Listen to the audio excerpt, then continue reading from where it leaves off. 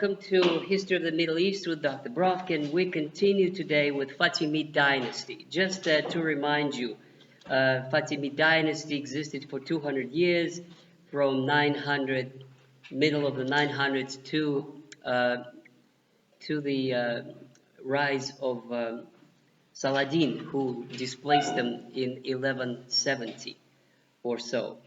So this is the 200 years when Egypt was the centerpiece of the dynasty. It spread all the way to Tangier, all of North Africa, Syria, and the Middle East, and Mecca and Medina. So this was like pretty much most of the Middle East, except for parts of Syria, Iran, and today's Iraq. Baghdad was not a part of it, but most of it was, including Sicily, which is also very important because that's a piece of Europe that for about 100 years was under the rule of the Fatimids.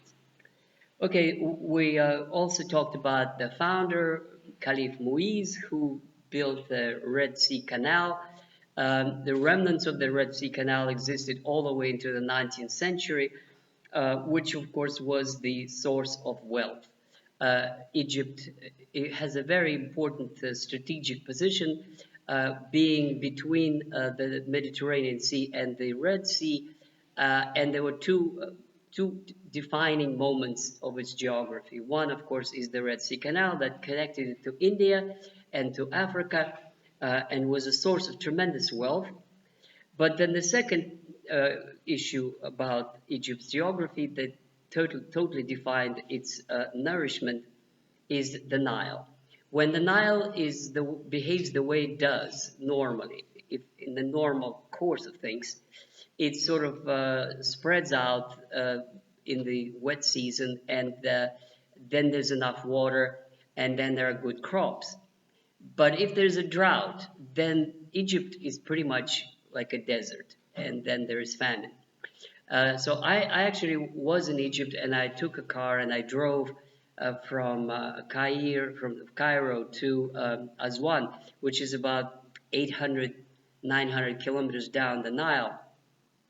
And what's amazing about Egypt is that all of Egypt is 1 kilometer on each side of the Nile, which is green. And I have pictures where you stand on the riverbank, you see the river, you see the green for about a kilometer. And after that is a desert, like Sahara. So you can imagine the desert, all of Egypt is pretty much 2,000 kilometers, 1 mile on each side. And that's where most of the people live, because the desert is a desert. Pretty much nobody lives there. It's just sand.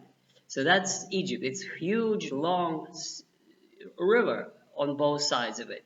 Now, when it flows into the Alexandria is where it flows into the Mediterranean. It's much more than, of course, a mile on each side. It's about maybe 100 kilometers in width, where the estuary of the Nile is. So these are the two important things. It's the Nile and the Red Sea Canal in its prosperity, wealth, or lack thereof. Okay, so we talked about the age of Al-Muiz and then the age of prosperity, Al-Aziz, which is basically from 975 to 996. This is the second caliph, and things are going pretty well. Cairo, or Kahira at that time, becomes a major Islamic center of culture and civilization. So that's what it rivals Baghdad in its wealth and power. It has the walls, it has the babs, the doors, it has the Caliph's palace, which has pavilions and parks and lakes, just everything as in Baghdad. It has libraries, it has mosques, it has all the attributes of an Islamic city as a center of learning, as a center of culture and civilization. So then we focus specifically today on a next caliph, which is much more problematic in terms of what he did and his legacy, and his name is Al-Hakim. Al-Hakim, he rules in the beginning of the 1000s, so the beginning of 11th century, so up until I think 1020. So Al-Hakim, he is born of a Christian mother, but as it turned out, he hated the Christians. So one thing that should be said about many other attributes of Al-Hakim. He didn't like the Christians, and he broke the tradition that existed in Fatimid Caliphate as well as in many other dynasties, tradition of toleration. As I mentioned before, under the Fatimids, the Christians were completely not only free but equal. They were Christians serving in the administration. They were Christian generals. Jews and Christians and Muslims worked together as equals. Hakim breaks this tradition, and maybe for whatever personal reasons, he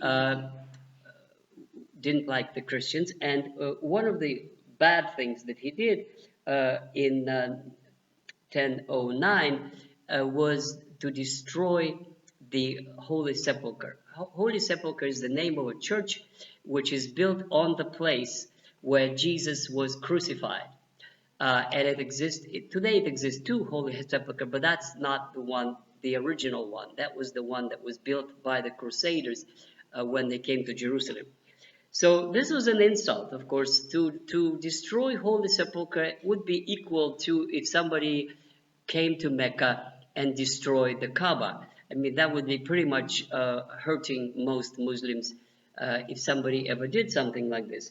So he destroyed that, and one of the, what they say, one of the grudges that the Europeans, the Christians held against the Middle East was that, and it was one of the reasons that later on led to the Crusades, which is the attempt to retake Jerusalem, a birthplace of Jesus, and the place of his crucifixion.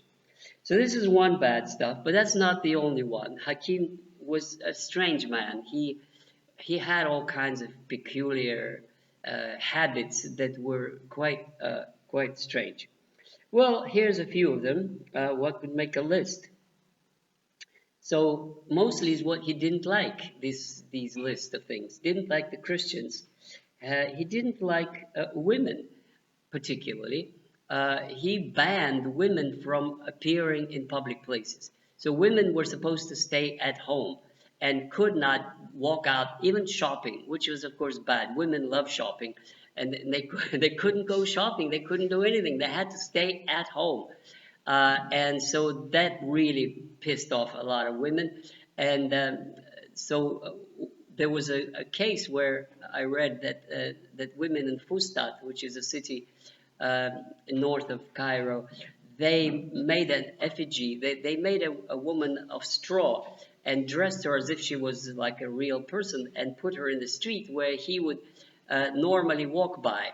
And so when he saw a woman, he got furious and he just ordered to cut it to pieces, and they cut her to pieces and then turned out to be made of straw. And so he understood that was mocking him, because somebody placed this straw woman on the streets. So he was so furious that he ordered to destroy the city of Fustat. And many people died because of this rage that Hakim experienced. Another example of his real strange cruelty to women, which was one time he invited to the party, some kind of reception, and at 2,600, to be specific, as the source says, women came to attend that reception, and they were told to wait in a mosque, which is of course very cruel because nobody was suspected anything bad could happen to anybody in the mosque. And so they went to the mosque and were waiting until they were invited to the palace.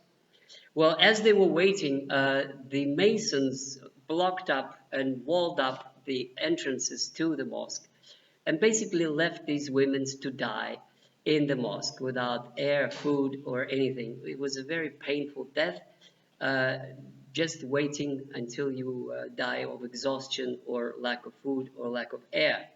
So these women were completely innocent of anything. So it's just the kind of amazing cruelty of this man to women. He also ordered all dogs to be killed in Kahira. He banned all wine, but not only wine. Wine, obvious, it's prohibited by Islam, but also all grapes.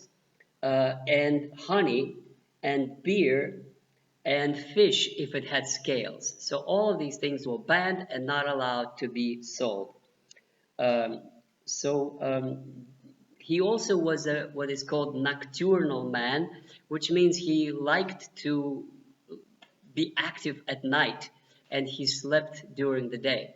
So he was kind of like a vampire who likes darkness. And he was pretty much awake all night and slept during the day. And what he also liked to do is drive around or walk around on his donkey at night through the streets of Kahira, and everybody knew it. And it turned out to be his undoing because this is when he would be killed. In any case, he also did one other bad thing, and then we'll go to the good ones.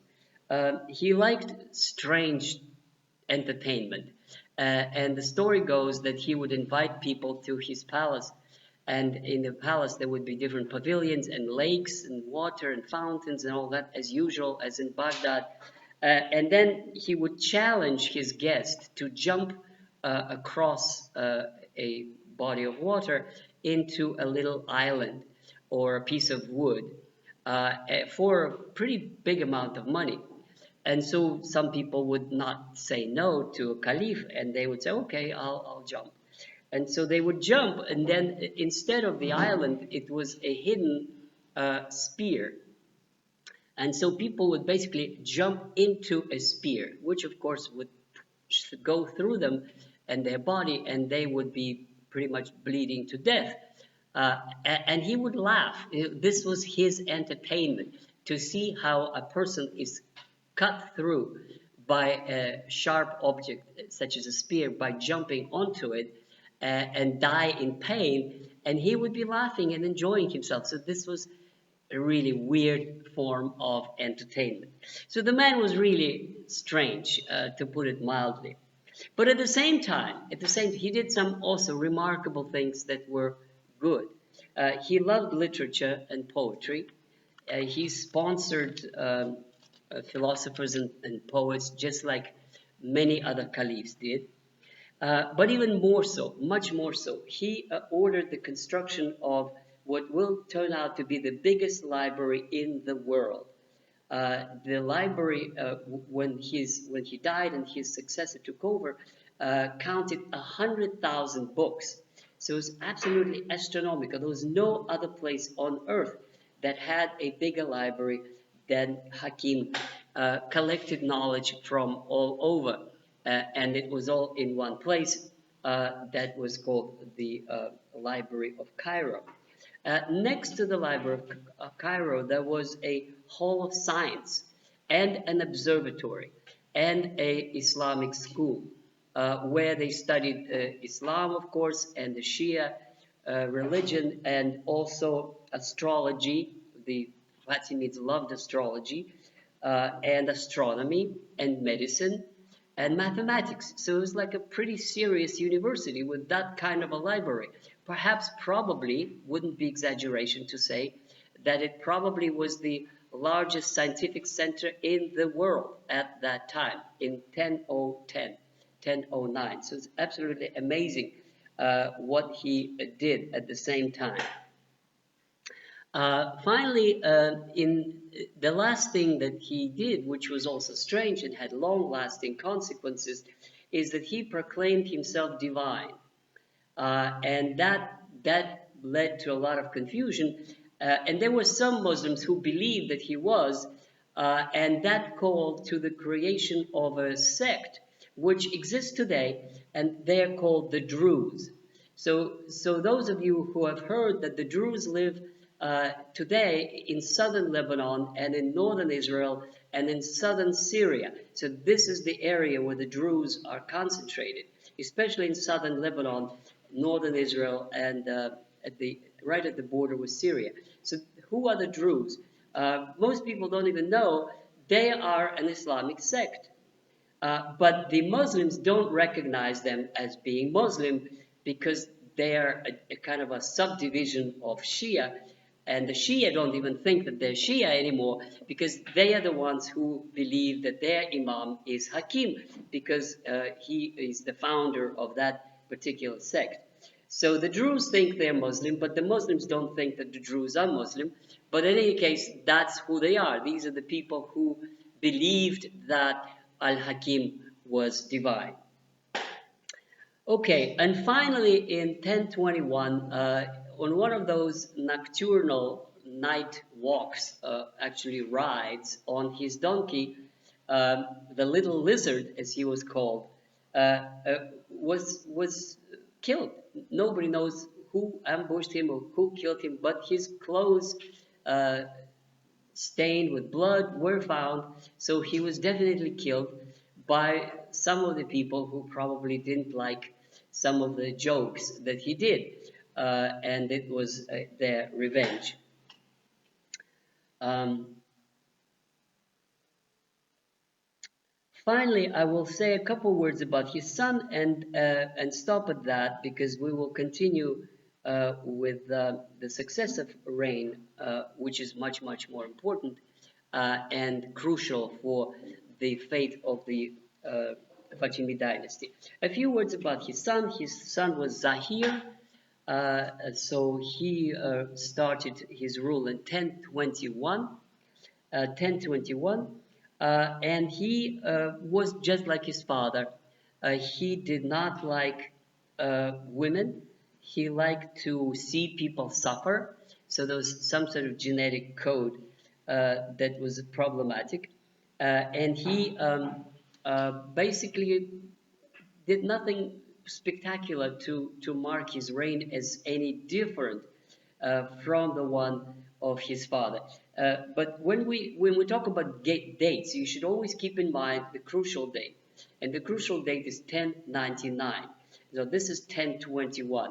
1099 is when the Crusaders are going to come to Jerusalem, and the Fatimids are going to have to face this very serious challenge to the territory that they control. In any case, nothing spectacular in the reign of Zahir. And finally, we come to the reign of Mustanzir, his son, the son of Zahir, and that's the important one from 1035 to 1093, which is a few years before the arrival of the Crusaders.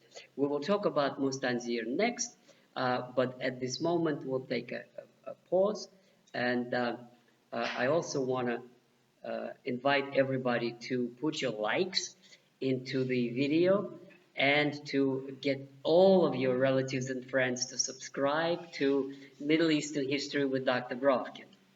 Thank you.